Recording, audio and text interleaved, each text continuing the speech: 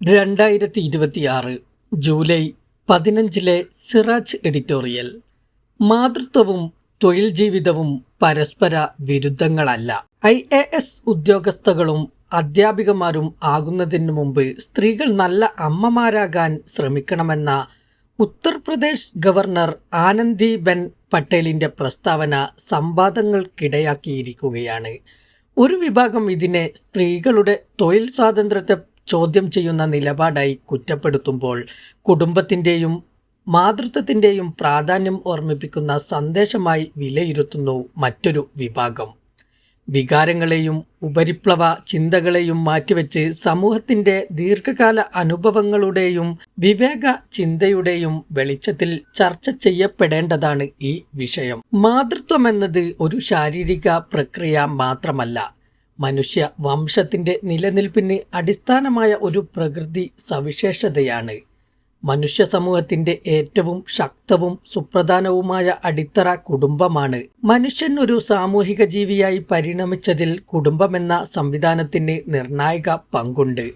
കുടുംബത്തിൻ്റെ തുടർച്ചയ്ക്കും തലമുറകളുടെ വളർച്ചയ്ക്കും മാതാപിതാക്കളുടെ, പ്രത്യേകിച്ച് മാതാക്കളുടെ പങ്ക് അദ്വിതീയമാണ്. ഗർഭധാരണം, പ്രസവം, മുലയൂട്ടൽ എന്നിവ മാതാവിനു മാത്രം നിർവഹിക്കാനാവുന്ന അവരുടെ സഹജവും ശാരീരികവുമായ സവിശേഷതകളെ ആസ്പദമാക്കിയുള്ള പ്രകൃതിദത്ത ക്രമീകരണമാണ്. ശൈശവ പരിപാലനത്തിലും മാതാക്കളുടെ പങ്കാണ് പ്രധാനം. മനുഷ്യജീവിതത്തിൻ്റെ ജൈവികവും സാമൂഹികവുമായ യാഥാർത്ഥ്യങ്ങളിൽ ഒന്നാണിത്. ഇതുകൊണ്ട് പക്ഷേ സ്ത്രീയുടെ സാമൂഹിക മൂല്യം മാതൃത്വത്തിൽ മാത്രം ഒതുങ്ങുന്നുവെന്നർത്ഥമില്ല. മറ്റു ഇടങ്ങളിലുമുണ്ട് സ്ത്രീകൾക്ക് സുപ്രധാന പങ്കാളിത്തം. ഒരു കുഞ്ഞിൻ്റെ ആദ്യ വർഷങ്ങളിൽ ആവശ്യമായ സ്നേഹവും സുരക്ഷിത ബോധവും നൽകാൻ മാതാവിനേക്കാൾ അനുയോജ്യമായി മറ്റാരുമില്ല. സ്ത്രീകൾക്ക് ജന്മനാ ലഭിച്ച വാത്സല്യം, ആർദ്രത തുടങ്ങിയ ഗുണങ്ങൾ കുടുംബ പരിപാലനത്തിൽ ശരിയായി വിനിയോഗിക്കാൻ സാധിക്കും.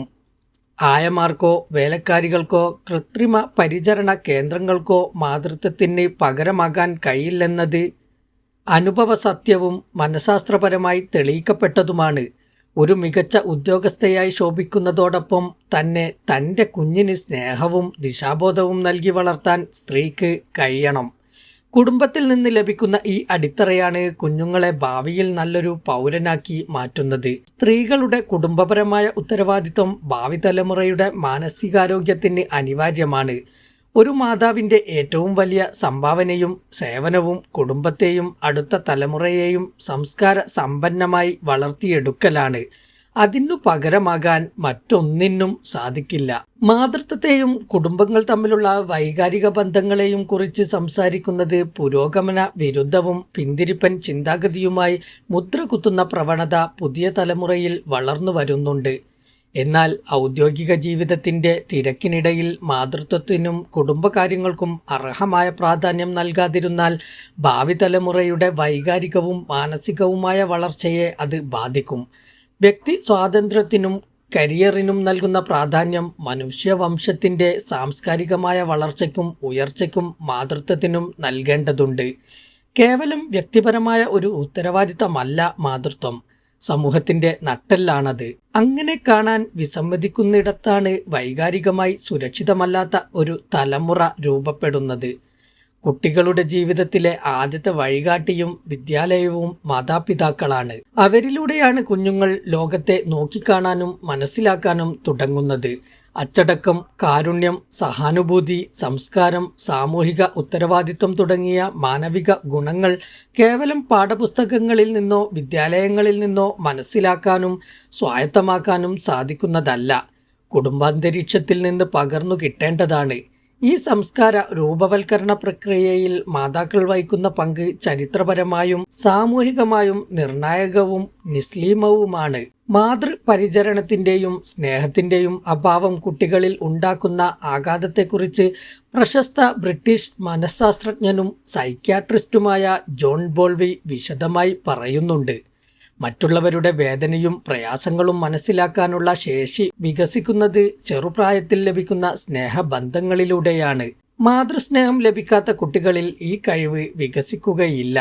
പിൽക്കാലത്ത് ദയയില്ലാത്ത അക്രമ സ്വഭാവമുള്ള വ്യക്തിയായി അവർ മാറാനുള്ള സാധ്യത ഏറെയാണെന്നും ബോൾവി ചൂണ്ടിക്കാട്ടുന്നു. ആനന്ദിബെൻ പട്ടേലിന്റെ പ്രസ്താവനയെ സ്ത്രീ സ്വാതന്ത്ര്യത്തിന് വിരുദ്ധമായി കാണുന്നതിനു പകരം ആധുനികതയുടെ അതിപ്രസരത്തിൽ സ്ത്രീ സമൂഹം മറന്നുപോകുന്ന അടിസ്ഥാന തത്വങ്ങളെ ഓർമ്മിപ്പിക്കുന്ന ഉപദേശമായി കാണുകയാണ് വേണ്ടത്. തൊഴിൽ മേഖലയിൽ എത്ര ഉന്നതിയിൽ എത്തിയാലും മനുഷ്യ വംശത്തിന്റെ നിലനിൽപ്പിനും കുടുംബ ഭദ്രതയ്ക്കും ആധാരമായ മാതൃത്വത്തെയും കുടുംബപരമായ ഉത്തരവാദിത്വങ്ങളെയും അവഗണിക്കരുതെന്ന സന്ദേശം കരിയർ മേഖലയിലെ അടക്കം വ്യക്തിപരമായ ഉയർച്ചയും കുടുംബത്തോടുള്ള പ്രതിബദ്ധതയും പരസ്പര വിരുദ്ധങ്ങളല്ല. ഉദ്യോഗസ്ഥ തലങ്ങളിലിരിക്കുന്ന സ്ത്രീകൾ തങ്ങളുടെ ഔദ്യോഗിക ജോലികൾക്കൊപ്പം കുടുംബ ബന്ധങ്ങളെയും കുഞ്ഞുങ്ങളുടെ ഭാവി നിർണയത്തെയും ഗൗരവത്തോടെ കാണാൻ സന്നദ്ധമായാൽ കുടുംബങ്ങളുടെ സുദൃഢ നിലനിൽപ്പും മികച്ച പുതുതലമുറയുടെ സൃഷ്ടിപ്പും സാധ്യമാകും.